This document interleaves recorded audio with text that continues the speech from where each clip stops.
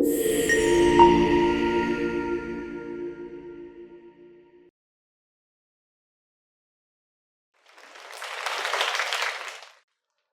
recent years, I noticed an increasing number of people around me would say something like this. There is no justice in this world. The world will never truly be fair. So why bother about justice? Why not just lie flat? Now you're part of that expression too, right? Lying flat came from the Chinese word 躺平, which essentially described this indifferent or even cynical attitude towards life. And it has become a recent phenomenon in this part of the world. But you've probably also heard of the similar quiet quitting phenomenon in America too, right? Now, but this kind of skepticism doesn't just happen in the general public. As a researcher studying health inequalities and justice, I even got asked a similar question by my professional colleagues. Roger, why do you care about health inequalities and justice when we live in an inherently unequal and unjust world? Back in the earlier days of my academic career, I used to think, geez, are you kidding me? I mean, doesn't it just make intuitive sense that we should care for health inequalities or any forms of inequalities in our world? So if these people kept pressing me for an answer, I would give them empirical evidence. I would say, come on, just look at the data. Look at the statistics. Poorer people, people with lower socioeconomic position, people of social disadvantage, it has been proven again and again and around the world that they are consistently doing worse in health. And here you go. This one over here is a plot that shows the positive association between wealth and health in the world, that people in richer countries are healthier and people in poorer countries tend to be less healthy. And we can see similar trends even when we zoom into every one of these countries. This is wealth and health in the United States. Same pattern. UK, same pattern. Hong Kong, same pattern. So these people would say, yeah, okay. I mean, you got the proof. I know you did a lot of work on that too. However, why does that matter? That's exactly what I'm saying, right? This is the reality of the world that we live in. And the more I thought about it, the more I realized that they're probably right. Not necessarily with their skeptical conclusion, but they're right to ask this question. A legitimate and even a critical one. So I know I cannot rely merely on either intuition or even evidence to answer this challenging question. Now, some of my nicer colleagues would then say, hey, Roger, you don't need to answer this question to secure your career. Just do your usual work and you'll be fine. Sure, I thought, but deep down, I know I need to answer this question because it feels like it's questioning the purpose of my work. Hence, my life as a Sherlock Holmes to solve this justice mystery has begun. So the first thing that I did as a Sherlock was to try to find the root of my conviction towards justice. I realized it can all be traced back to the time when I was growing up as a Christian. Around the age of 13, the following passage from Micah 6:8 really struck a chord with me. It says, the Lord tells us how He wants us to love Him and love our neighbor, to do justly, to love mercy, and to walk humbly with Him. Now, as a teenager who was desperately searching for the meaning of life, I thought, wow, that was profound. These are all the values that I agree with and aspire to pursue. Since then, it sort of became a mantra for me. And I even produced a song with my brother back in 2009 called exactly that. To do justly, to love mercy, and in Cantonese, it is 行公義好憐憫. Here's a snapshot from that music video. Look at how young I was. Now, so you may think, since I've sung a song about justice, I'll be able to solve this justice mystery, right? So you think. But what I realized is that religion doesn't always give you the answer as to why. It just says you ought to do this because that's what God wants you to do, or that's what requires you to do if you want to go to heaven, or, be a good person. Now, growing up as a Christian, I was very accustomed to this way of thinking. But what if someone isn't a religious person to begin with, who doesn't believe in God, or doesn't really care for going to heaven? How can you convince someone like that? Do they then have no part in being fair to other people? So I know I need something beyond my faith to answer that. Now, so far, we've gone through 3 ways of thinking about why justice matters. First, I said it makes intuitive sense, right, to care about justice. But some people don't have that intuition, so they don't buy that. Number 2, then I said there's countless evidence to show that injustice exists in this world. But some would still say, even then, so what? Right? This is the reality. And third, I traced my conviction back to my religious upbringing, but again, I've shown you why that's also inadequate in answering the question. So I know I need to do more. I need to give real and substantive contents to the word justice to specifically say what justice entails. So about 10 years ago, in my 2nd to 3rd year of my academic career, I started reading all sorts of books on the subject.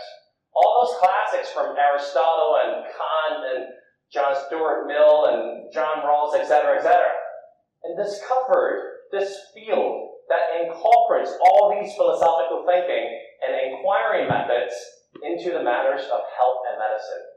This field is called bioethics, which is about using a systematic way of evaluating whether certain actions or decisions are right or wrong, good or bad, and what are the principles and arguments behind.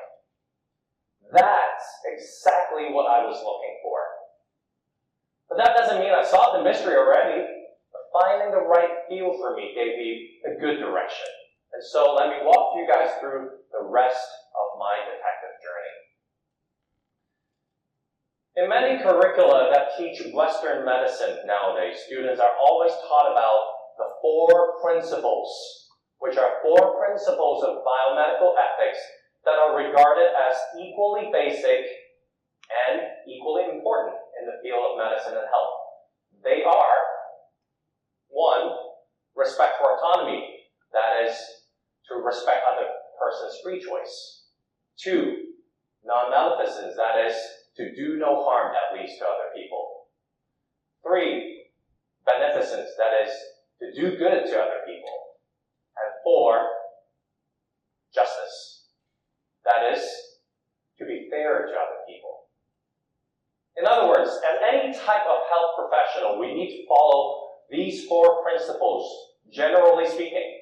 But in case, when these moral principles do conflict, we have to go through further balancing and weighing of these principles to come up with the actual moral verdict.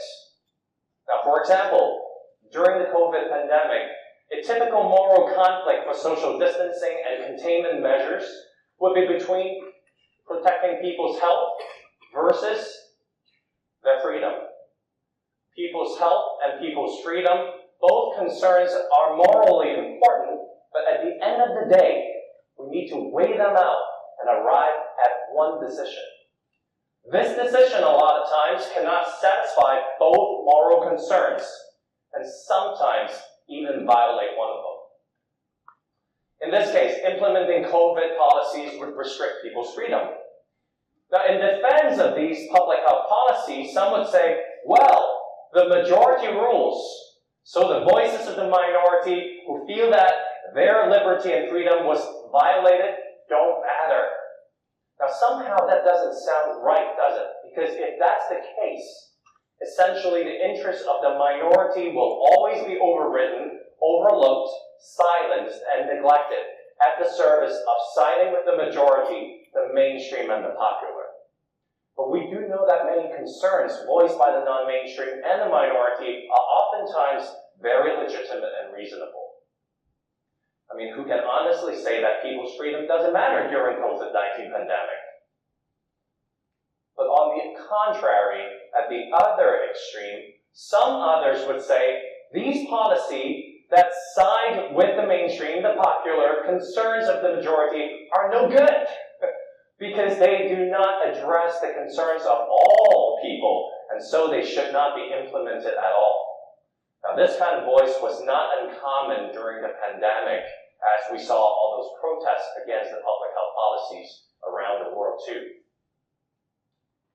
So as you can see, different people can have quite different understanding of what justice entails. But bioethics offers us methods to deal with this kind of dilemma. Remember I said ethical decision making is about balancing? So, a lot of times, it is not just one way or the other way. That means even if we have to go with implementing the policies to protect people's health, and let's call it our actual obligation here, it doesn't mean that the concerns for freedom are not legitimate and have to be completely ignored. Rather, by acknowledging the limitations of the public health policies, we can do more to address the moral residues that are left behind and not adequately addressed by the public health policies alone. So thinking that we can solve the world's problems with just one single magic policy is impractical and even silly. Instead, a genuine concern for justice may spawn more policies and measures to address those injustices that are left behind by the first set of policies. For example, wouldn't it just make sense to think of ways to support and help those people who could not sustain their employments and livelihood during the pandemic because their jobs did not offer any choice for them to work from home? So here, I found my first very important piece of new clue about justice, beyond just intuition or evidence or religion. In studying bioethics, I found that justice is not about finding a once-and-for-all magic solution to the world's problems. Now you may say, oh, that's kind of sad that there's no magical pill. But I'll say, no, that's actually great news. You know why? Because if justice is about finding a once-and-for-all solution, that's a huge, heavy burden and raise the bar so high that you may run the risk of never being able to find that magic formula. And this brings us to the second important new clue for me to solve this justice mystery, distinguishing the notions between ideal and non-ideal justice. Many governments around the world would like to come up with healthcare policies that attempt to fairly distribute healthcare resources, benefits, and opportunities and risks. These policies are heavily influenced by the egalitarian accounts of justice, of distributive justice, since the 1970s. For example, in the context of Hong Kong, and I'm only using Hong Kong because Hong Kong has a public health sector, where we're now located too. The overarching healthcare policy is that no one should be denied adequate healthcare due to lack of financial means. That sounds like a pretty darn good policy, right? But if we look at it closer, this statement is expressing what should happen ideally. But what we need to ask is, realistically speaking, is there anyone denied adequate healthcare due to lack of means? So by a raise of hand over here, okay, who here say despite Hong Kong having a public healthcare sector, some people are still denied adequate healthcare due to financial constraints? Raise your hand, please. Pretty good, okay. I'll tell you the number, okay. According to a survey that we did, 8.4% people reported that they did not receive adequate healthcare, they did not seek for healthcare at all because of financial constraints. Now you may think that's not a lot, but this number is very likely underestimated because the people who are most deprived are usually much harder to reach for research. Now, let's assume that there may be around 10% of these people, okay, who didn't go to see a doctor due to financial constraints. Using the latest estimate of, the total Hong Kong population, which is about 7.5 million people, we're actually looking at 750,000 people who are lacking healthcare due to financial constraints.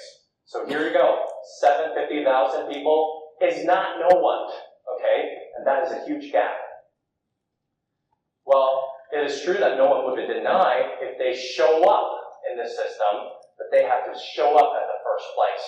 In other words, many who did not show up in the healthcare system are indirectly denied adequate healthcare due to their financial and social constraints. And these social constraints may include things like opportunity costs, transportation costs, jobs, or contracts that do not allow sick leave, discrimination, educational level, and their own family situations. These are what we call the social determinants of health. In other words, we don't just talk about people's lifestyle or biological risk or genetic makeup, but the social environments that make them easier to get sick and harder to be healthy. So yes, the healthcare policy, as informed by that ideal form of distributive justice, is a nice idea, but we don't live in an ideal world. Therefore, we must go beyond philosophical deliberation of what fair and equal distribution of healthcare resources should look like in a healthcare system and address the non-ideal situations that exist in our society, which is the second new clue to solving my justice mystery. So when I piece these two new clues together, number one, that there's no magical pill. Number two, that we need to focus on non-ideal situations of our world. I found my answer as to why we should care about injustice and inequalities in a world that is never fair and equal. This is my answer. We should care about them precisely because the world is not fair and equal. And only if we acknowledge that, we can identify those aspects of injustice that we can tackle and work on to progress towards greater justice, even if progress is only gradual. So for all of us who are on the verge of sliding down to the moral skepticism and ask, what's the point of pursuing justice? It's so big and lofty. Let's just lie flat. Here's my good news to you. Even little progress matters. Our works may not be able to bring ideal justice to the world right away, but little progress may mean the world to those people who benefit from them. So for me, this is what justice entails. Justice is not an ED as in the past tense, but an ING as in the present progressive tense. Thank you very much.